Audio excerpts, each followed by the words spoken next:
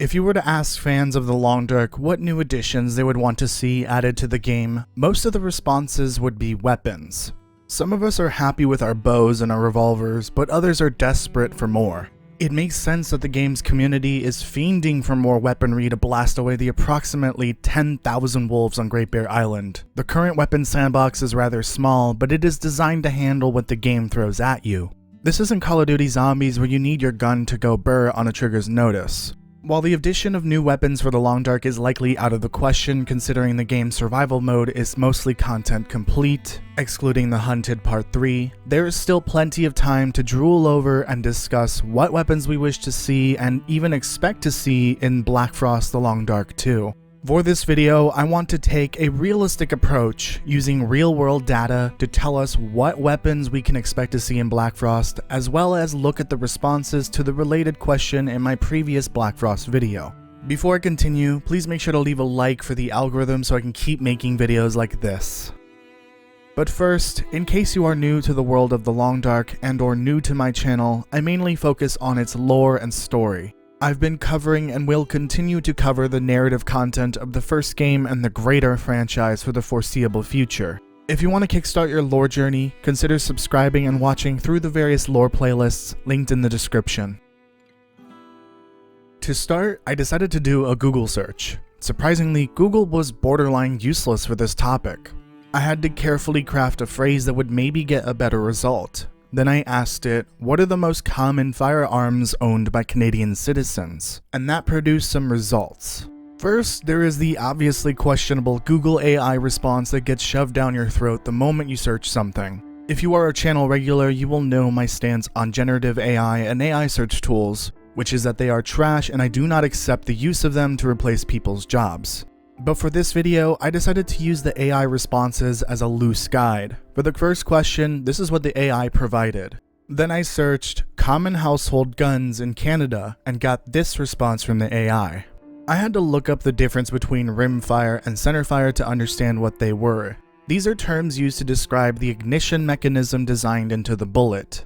Rimfire, the first modern cartridge type, requires a volatile compound in the rim of the case to be hit by a hammer. The only rimfire cartridge still being manufactured is the .22 caliber bullet. Centerfire just means any modern rifle using bullets with a percussion cap being sparked by a firing pin. By manual centerfire, I assume this means bolt action or semi-automatic rifles, since they require a manual action for each bullet fired. All of these sound pretty standard, but then I had to question the legality of these weapons in Canada. And trying to figure out how to understand the various websites about firearms in Canada and whether these AI responses included restricted or prohibited firearms, I decided I would rather press F11. Any fans of DayZ will know what that means. Additionally, I did find a Cora post about the most common firearms in Canadian homes. The responses included the following weapons. These responses seem much more reasonable and I definitely trust them more. When I get to the responses from my video, you will see why people are better at answering questions than AI. In my previous video about Blackfrost, I asked Canadian viewers to let me know what types of firearms are commonly owned or used for recreation. I also asked all viewers to let me know what types of weapons they would love to see in Blackfrost. I have to say that these responses were much more tame than those from a fellow survivors video on a similar topic. A battle tank to shoot wolves. Bashing a wolf on its head with a cooking pot. Ballistic missiles. Nuclear bomb.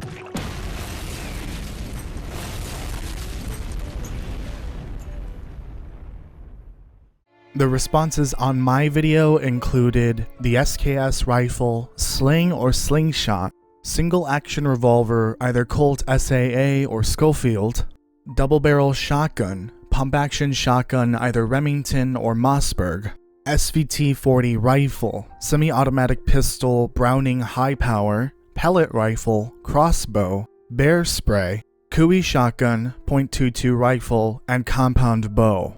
All the names of the responders are listed next to each suggestion. I'm not reading them out because I just about had a stroke by looking at them. Honestly, these are all really good suggestions that would work in Blackfrost. I was surprised to see how often the SKS, Remington, Mossberg, and Cooey shotguns and slingshot came up across all the sources used in this video. The .22 rifle, not so much considering it uses one of the most popular cartridge types in the world.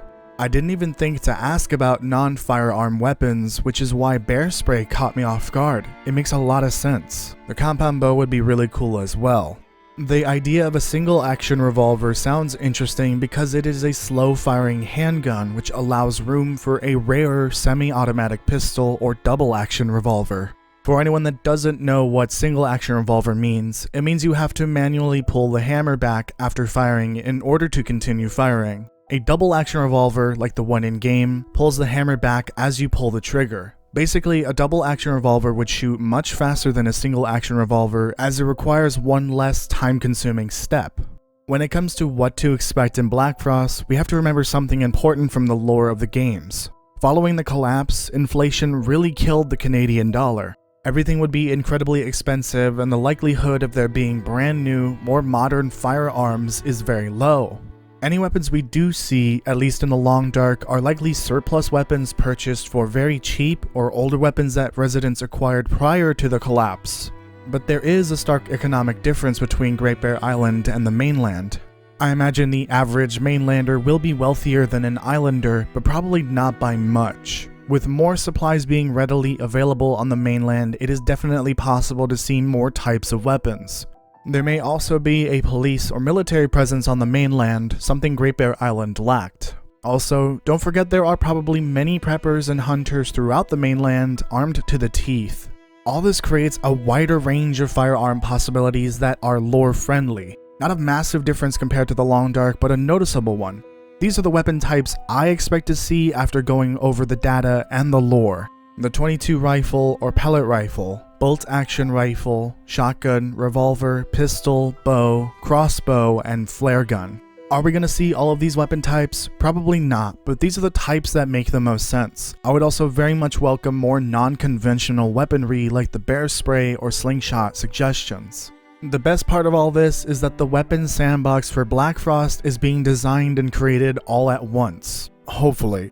Mapping it out while in early development, even if we don't see the whole thing roll out at once, will help determine the purpose of each weapon, the effectiveness of that weapon, and the rarity of the weapon and ammo. If it doesn't fit the design, they aren't going to spend the time to add it. This is why the weapon sandbox is so small for the Long Dark. They likely didn't design it all at once, and so they just filled the holes as they developed the game for 10 years. Each major weapon has its purpose and balance, and there are a few holes for new weapons to fill. Blackfrost has the opportunity to add more weapons with different roles and possible rarities. We shouldn't expect a mystery box full of pew-pews, but a reasonable variety no more than double of what we have in the first game. To round off this video, let's take a quick glance at what we can expect based on the Blackfrost announcement trailer, Steam page, website, screenshots, and concept art shared so far. From everything revealed so far, we can see the following weapons: wood axe, revolver, fire axe, bolt action rifle, hockey stick, flare gun, knife, hatchet, and what looks like a machete but it's hard to tell.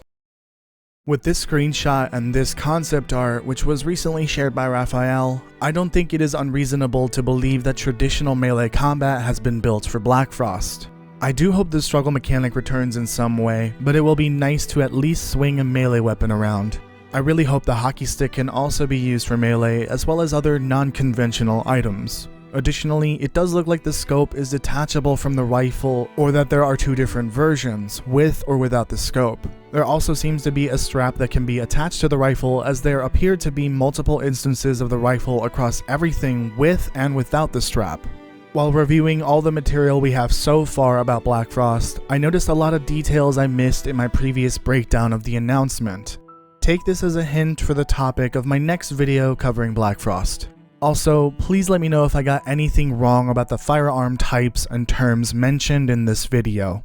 If you enjoyed this video, please make sure to leave a like for the algorithm so I can keep making them.